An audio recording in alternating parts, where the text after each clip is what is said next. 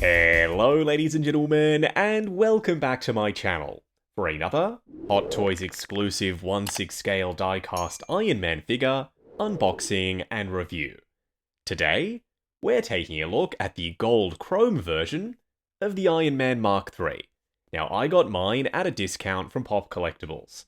I've popped a link to their site in the description, along with the discount code Justin's Collection, for 5% off your order if you decide to buy from them.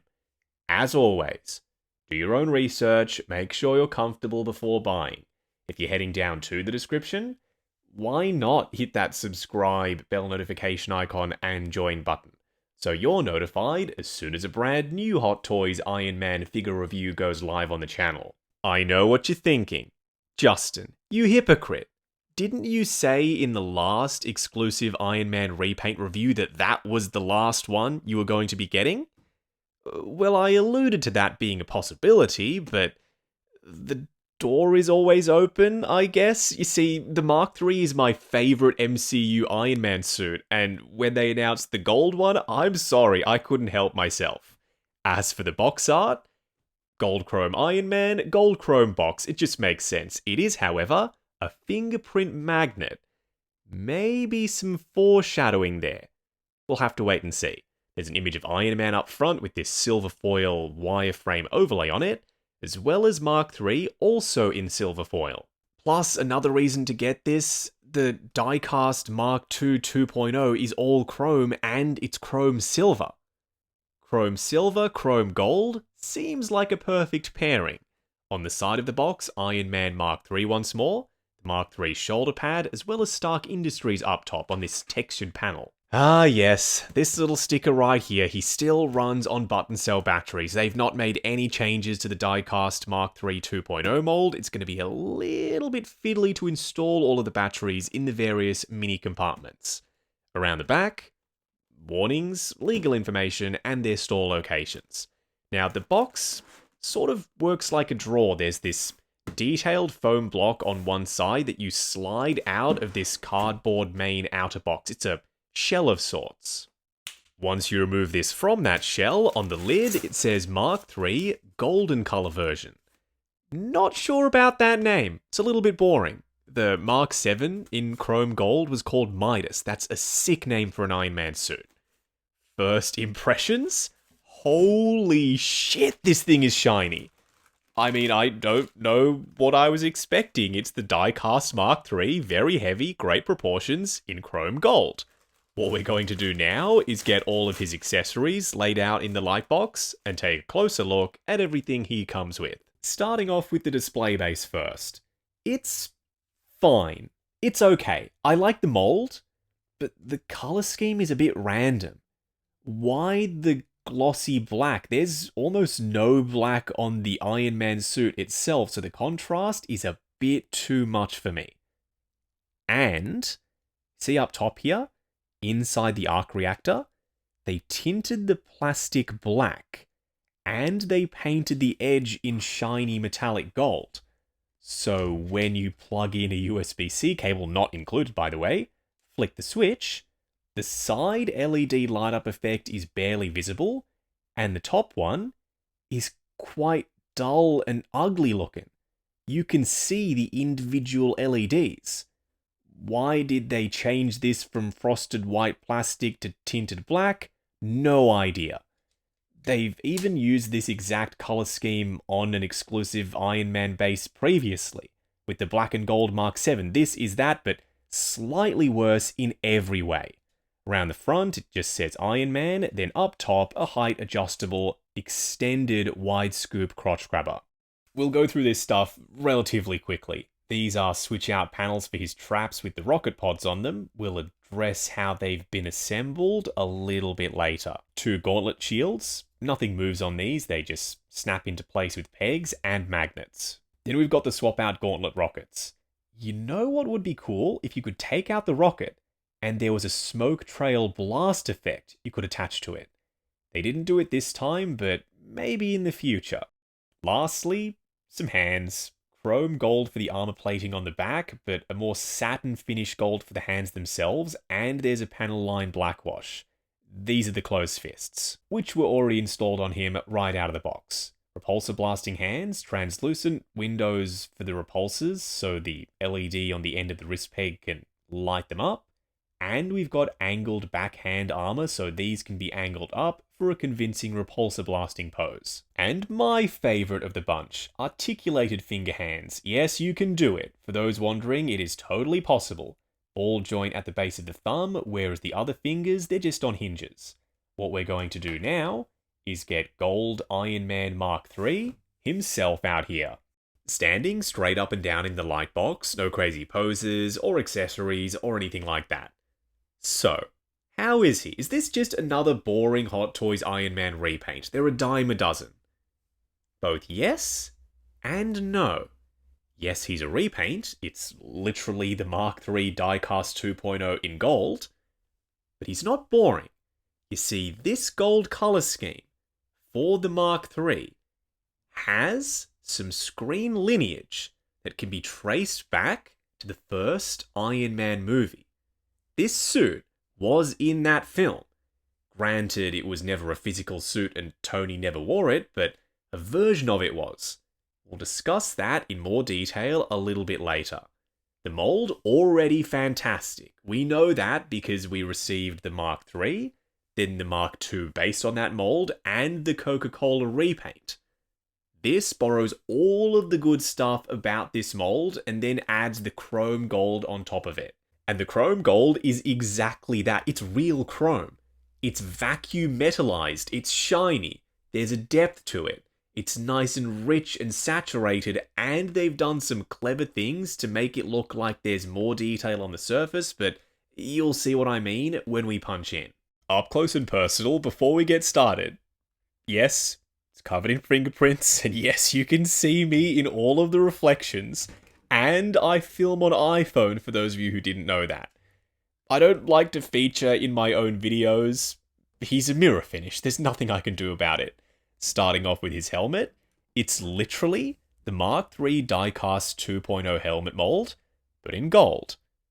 However, the way they've done the chrome gold finish is unique. They first vacuum metallized it in silver, then they added this micron thin layer of gold over the top of that. Not real gold, but gold paint or a tint or something. That way, you get these raw silver edges where the paint is at its thinnest. It's almost like free panel lining and detail work without having to add any sloppy silver paint along the edges of panels. And there's some black panel lining over the top of the gold that's not at all sloppy. When you turn the lights off, he looks pretty dead. Unfortunately, they're still not doing frosted white lenses, so if you're not relying on the LEDs, this is what he's going to look like. There's a few spots, some high traffic areas, and some PVC bits that aren't done in chrome gold. Right there, matte metallic finish on the inside of the joints for the elbows, the hands, and around the backs for the knees, metallic gold, because otherwise the chrome would probably scuff off as you're moving the joints or the hands around. On the back of him, he retains all of the features of the Diecast Mark III 2.0. The multi-stage flaps, there's some foam padding on them so they don't scuff up the finish underneath. These flaps, and the power button cleverly hidden in this detail, so you don't have to remove panels and flick mini switches. The button to turn the lights on, right there. You could say that I should be wearing gloves for this. I need my fingernails to be able to remove panels and move parts and pieces around, so I'm just going to have to settle for wiping this guy down between shots because he's also very slippery, so trying to handle him with gloves, I'd likely drop him on camera. It would be funny, but it wouldn't be ideal for the piece. Underneath the chest plate, some sculpted and painted detail work. Then, just like the normal Mark III and the Mark II, you can flare out these side pieces. There's some sneaky detail underneath these as well. They went hard on the gimmicks with the Mark III 2.0 now that I think about it. Underneath the bicep guards, you'd never display this stuff, because there's an out-of-scale random Phillips head screw and a light switch. That detail is just sculpted and painted for us, not for display. That is a nice touch. This stuff, there's more to look at underneath that panel. Even around the back, between the armor plates, there's some sculpt work with a silver dry brush over the top. I just spotted some more matte gold underneath his arms for all of this detail work. That is another high traffic area. I'm not in love with the half and half. It's chrome for the back part of the inside of this armpit, but not the front. These are a little tricky to access, especially in slippery chrome, but if you wedge your fingernail underneath the side hip discs, you can extend them out or flare them out to expose the flares. They're sculpted in, but I don't see any paint on them. It's all chrome gold with the black wash in the crevices. The legs, man, they're so geometric and they're smooth for certain sections. They flare out, they curve in. The armor plates, they sit on top of other armor pieces to make for very sleek looking legs. These side blades don't make a ton of sense for range of motion at the ankles, but they look good. The boots, quite blocky, and there's sculpted detail on the underside. My favorite thing about the legs, the jet boots, is you can open up these panels and the bottom ones. Flare this out. There's pistons, there's inner workings, and there's wiring, fully sculpted and painted. And to top it off, a blue LED light up effect that serves no functional purpose. It's only there to look cool when you open all of this stuff up. Few more gimmicks, then we can move on. If this is your first time experiencing the Diecast Mark III 2.0 mold, you might not have seen how all of these things work. These top panels, removable, they're on magnets. Then you can bring in the trap-mounted rocket pods. They're articulated, they go forward and back, there's a silver dry brush on them. But apparently I've been wrong saying they're backwards, that the gold dots are supposed to be around the front. According to some people in the comments, they said that this is actually the way it's supposed to be. The gold faces the back, not the front. I still have to rewatch Iron Man 1 and make sure that's indeed the case. Next up, gauntlet rockets. That panel comes off, this one pops on, held in place with a magnet. It's a big contraption. Thinking about it logically, this couldn't fit inside the gauntlet with Tony's arm in there, suspending disbelief. It looks dope. And lastly, the gauntlet shield. Taking off this panel, some pretty ugly Phillips head screws, but ignore them. You're never going to see them once the bits are installed. The shield, it's big. It's chock full of detail.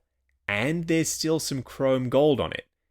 I reckon I'm going to do a bit of a half-half situation, shield on one side, but the gauntlet rocket on the other. Let me know what you think down in the comments. For a quick side-by-side comparison, dude, this looks so good. Just as I suspected, chrome gold and chrome silver are perfect pairing. I see the chrome gold Mark III as the precursor to the standard Mark III. So on the shelf, it's going to be Mark I, Mark II, Gold Mark III, and then the final form red and gold version. So yeah, for me, it's the I solved the icing problem suit prior to Tony chucking on a little bit of hot rod red. Next to the standard Mark III Diecast 2.0, no battle damage pieces, no Tony Stark head sculpt. And the finish, it speaks for itself. It's completely different. Even the gold bits, they're not chrome on the standard Mark III. Oh, cute. He's a little guy, the Mark III Diecast 1.0 in the stealth colors. Which now leads me to believe that they're not done repainting the Mark III Diecast 2.0. I wouldn't be surprised if in the near future, we get a stealth colorway version of it. Because they don't like to invest in new molds if they can't get their money's worth out of them. For now, could I foresee myself displaying these two together? Nah, the blue one, just too small. Going over articulation, be very careful of the chrome finish. You don't want bits of armor colliding with other bits of armor, so when you can move parts out of the way, absolutely do that. Starting off with his helmet, ball joint at the base of the neck, then a ball joint underneath the helmet on a hinge. Looking forward to there, looking up to there, plenty of range for a flight pose, but it does get gappy. swivel, and some pivot side to side, but only a little. The shoulder pads, one of those clearance issues. Bring them out, then you can extend the arms at the shoulders for maximum range of motion. Going up to there, this piece just collided with the trap armor, so need to watch out for that. Forward and back, they're plugged in on ball joints, and this intersection is on a hinge, so that gives you butterfly forward as well as up and down. Swivel at the bicep underneath the shoulder pad, double bend at the elbow, getting you just past 90, like there's 90, a little bit more than that. And for the wrist peg, it's a ball joint. His torso crunches forward to there, revealing some hidden detail. Going back to there, so not a ton. Swivel and some pivot side to side. For the legs, hips, skirts out of the way first, always. You can drop them down on clicky ratchets to there, going forward, and they hinge out at the same time, making sure you're clearing that crotch plate. Going out to there, swivel at the upper thigh, and a swivel at the ball joint for the hips. Ratcheted double bend at the knee, going past 90. And a series of hinges and joints for the feet. These panels will get them out the way. Feet going forward to there, going down to there, swivel, ankle tilt, and we've got toe articulation. Moving on to the 3 cool and 3 annoying things. The first annoying thing is a minor one. It's a little issue I have with this mold. I like the panels on the inside of the flaps with the honeycomb detail on them. They look awesome. But they don't collapse all the way down, therefore the flaps cannot sit flush to his back. There's always a little gap there on both sides. The second annoying thing, and it sounds so stupid because this is a chrome figure, but it's a fingerprint magnet. You can wear gloves if you want to, but I don't like the feeling of handling figures with gloves on, especially not a figure as slippery as this one. If they'd have covered it in an oleophobic coating, like smartphone manufacturers do on their phone screens, it wouldn't have eliminated the fingerprint issue entirely, but it would have lessened it. The third annoying thing is this display-based color scheme, the black and gold, it looks cool. I love the contrast, but it doesn't work for an all-gold chrome Mark III. This is the color scheme they used for the special edition black and gold Mark VII. That suit had black on it. I reckon this base would have looked more cohesive with the Mark III if it was all gold. The first cool thing is, if you think about it, this is sort of movie accurate. When Tony is rendering the Mark III for the first time, he starts off all gold. Then he adds the red. So this is representative of that first all gold rendering for the Mark III. The second cool thing, while it doesn't come with a Tony Stark head sculpt or the collar piece you're meant to use with one, it's still compatible with Tony head sculpts.